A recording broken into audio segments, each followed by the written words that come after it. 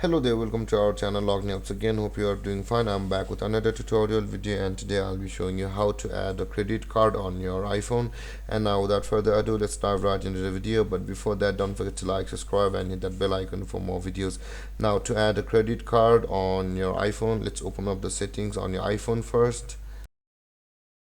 After that, you can see your primary profile just below the settings. My name is Shrestha, hence my profile. Tap on your profile on iPhone like this and this interface will open. And now you can see the payments and shipping option available over here on the third one. Tap there and let's let the page load.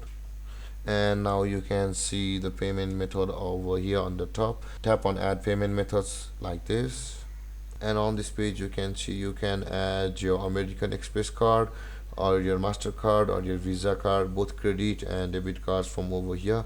First you will be required to enter your card number over here, and after that enter your expiry date of your card over there, and then type your CVV over here, which is probably at the back of your card, and then your payment method will be added over here.